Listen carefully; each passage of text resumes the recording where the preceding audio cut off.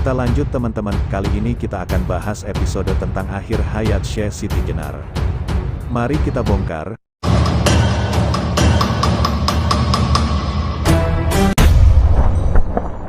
Pelaksanaan hukuman mati Syekh Siti Jenar. Setelah sekian lamanya sang Syekh tinggal dan mengajar murid-muridnya di Jawa, lama-kelamaan para murid dan pengikutnya menjadi semakin bertambah pesat. Pamor serta pengaruhnya menjadi semakin besar bagi masyarakat Jawa waktu itu. Ajaran Syekh Siti Jenar ini dirasakan oleh para murid-muridnya mampu mengembalikan moral serta marwah diri bagi muridnya sebagai makhluk ciptaan Tuhan sebagai seorang hamba.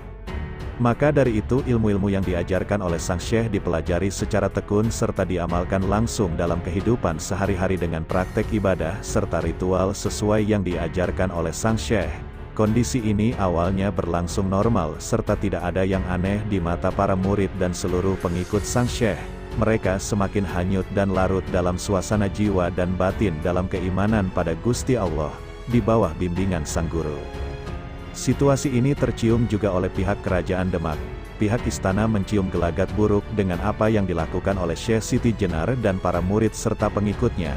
Pihak Demak diwakili oleh Wali Songo dalam hal ini, menganggap ajaran serta praktek ibadah Syekh Siti Jenar ini sudah sangat menyimpang jauh dari syariat Islam.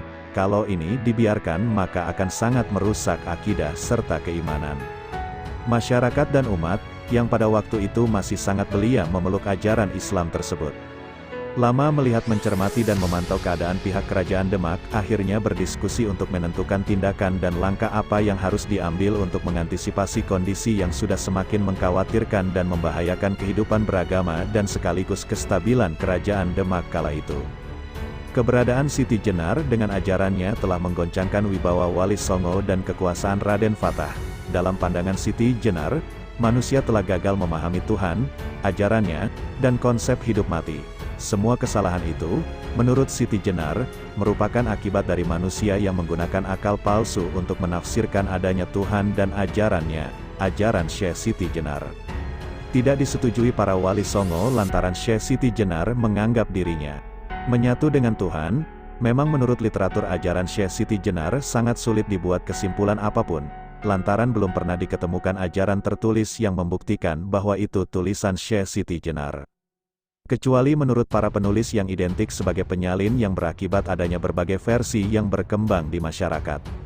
Tapi suka atau tidak suka, kenyataan yang ada menyimpulkan bahwa Syekh Siti Jenar dengan falsafah atau faham dan ajarannya sangat terkenal di berbagai kalangan Islam, khususnya orang Jawa, meskipun dengan pandangan berbeda-beda.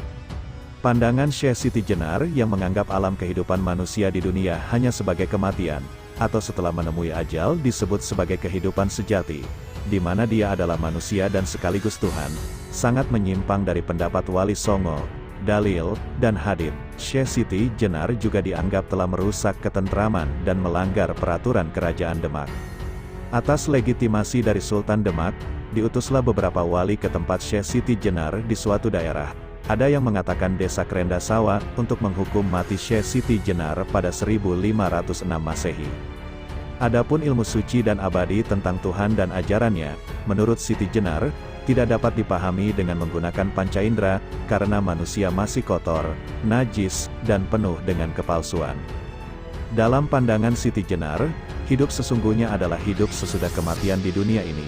Adapun hidup di dunia ini adalah sebuah kematian, karena penuh dengan kepalsuan, keculasan, dan siasat untuk mempertahankan kekuasaan atau kedudukan. Dalam alam kematian itulah baru dimulai kehidupan yang sebenarnya, tidak palsu dan abadi. Seseorang tak lagi perlu salat, puasa, zakat, dan haji. Itulah kehidupan sesungguhnya, yakni ketika manusia tidak membutuhkan apapun lagi. Selanjutnya Wali Songo menyusun sebuah rencana yang dipimpin oleh Sunan Kudus. Mula-mula Syekh Siti Jenar dipanggil ke istana untuk ditanya dan diinterogasi secara baik-baik oleh para Wali Songo. Mereka menanyakan apa dan bagaimana hal ihwal seputar ajaran yang diajarkan Syekh Siti Jenar ini kepada para pengikutnya. Syekh Siti Jenar pun menjawab pertanyaan-pertanyaan Dewan Wali Songo dengan tegas dan lugas. Setelah beberapa kali Dewan Wali Songo memanggil dan mengajak Syekh Siti Jenar berdialog dan berdiskusi, ternyata tidak ada titik temu dan kesepahaman di antara Syekh Siti Jenar dengan seluruh Wali Songo. pengakuan Syekh Siti Jenar yang menganggap dirinya menyatu dengan Tuhan membuat Wali Songo di Jawa menggelar sidang menyikapi ajaran Syekh Siti Jenar. Melihat kondisi dan perkembangan situasi yang terjadi saat itu serta mempertimbangkan segala kemungkinan yang bisa terjadi, maka kemudian digelarlah sidang oleh Dewan Wali yang dimotori Sunan Giri. Para wali meminta Siti Jenar memberi penjelasannya, seperti penjelasan tentang Makrifatullah. Namun dengan tegas Siti Jenar mengatakan, "Aku ini Tuhan, tak ada selain aku." Jawaban Siti Jenar membuat Maulana Maghribi menginterupsi. "Apakah yang Anda maksud adalah jasmani Anda?" Syekh Siti Jenar berkata, "Saya tidak bicara soal jasmani lagi. Yang menjadi pokok masalah bukan masalah jasmani lagi."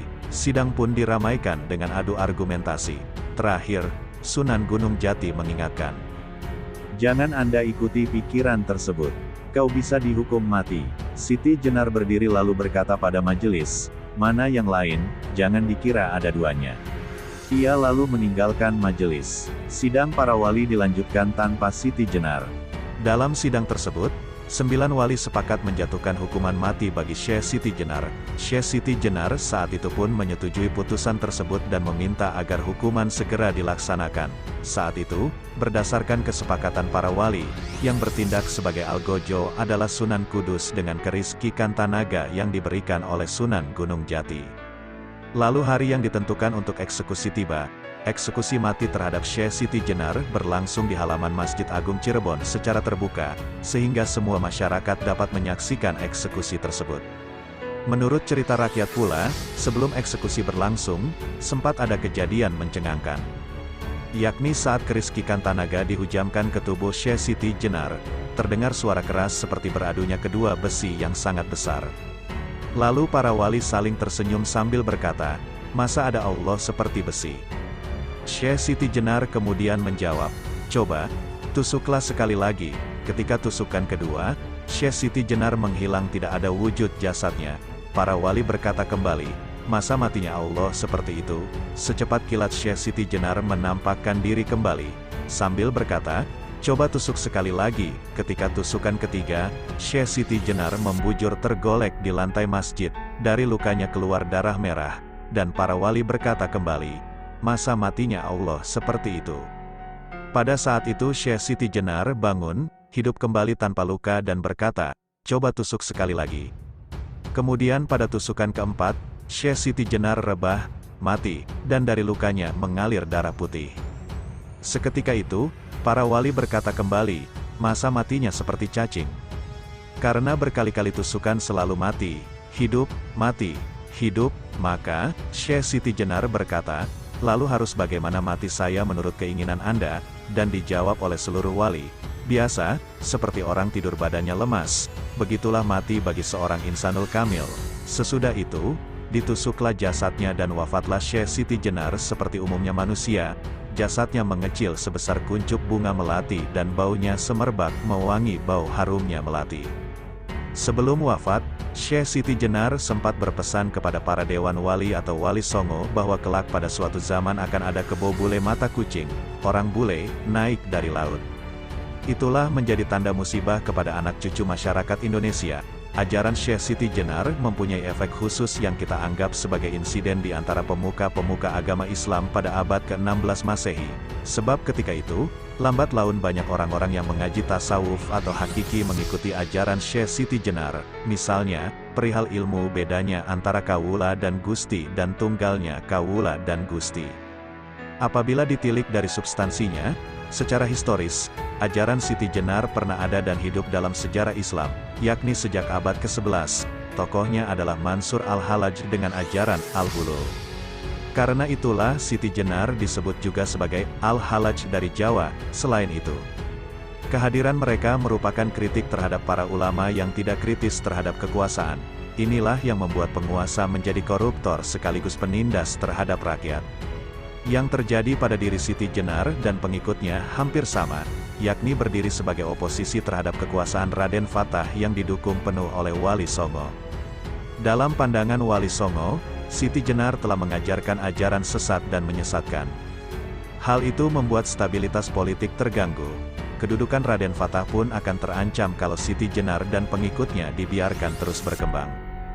Karena itu, setelah Siti Jenar tak dapat diinsafkan, Wali Songo mengambil keputusan hukuman mati buat Siti Jenar. Rupanya hukuman mati saja tidak cukup, para pengikutnya pun diburu, dan satu persatu dijatuhi hukuman serupa dengan gurunya. Konflik antara Siti Jenar dan Wali Songo menjadi menarik, setidaknya karena dua hal. Pertama, inilah puncak konflik antara Islam esoteris atau tasawuf dan Islam eksoteris atau syariat. Akhir tragis yang dialami Siti Jenar menunjukkan bahwa Islam eksoteris berada di atas segalanya. Alasan hukuman mati itu bukan semata-mata karena Siti Jenar menjalankan tasawuf falsafi, tapi karena mengajarkannya kepada masyarakat awam yang dapat menyebabkan kebingungan, kegoncangan, bahkan kesesatan. Dalam konflik Islam esoteris dengan eksoteris di Jawa, Siti Jenar bukan satu-satunya yang dijatuhi hukuman mati. Sedikitnya ada dua penganjur Islam esoteris yang mengalami nasib sama dengan Siti Jenar. Mereka adalah Sunan Panggung dari Demak dan Syekh Among Raga. Keduanya dinilai telah menganjurkan doktrin yang menyimpang dari syariat. Sunan Panggung dihukum mati dengan cara ditombak, sedangkan Syekh Among Raga dibenamkan ke dalam kolam. Kedua, konflik Siti Jenar dengan Wali Songo melibatkan Ki Ageng Pengging.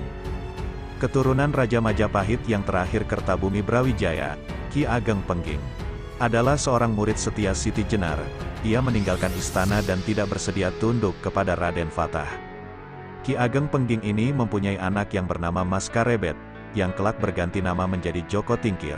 Joko Tingkir itulah yang menurunkan raja-raja kerajaan Mataram Islam yang berlokasi di Yogyakarta dan Surakarta. Itulah teman-teman sekalian akhir dari perjalanan Sang Syekh, seorang tokoh ulama yang pernah hidup di masanya dengan segala kontroversinya. Semoga kita dapat mengambil pelajaran di balik ini semua, dan menjadikannya sebagai bekal dalam menapaki kehidupan yang fana ini. Dan jangan lupa, bangsa yang besar adalah bangsa yang selalu meluhurkan leluhurnya. Mari kita bersama-sama mewujudkan kembali puncak kejayaan Nusantara.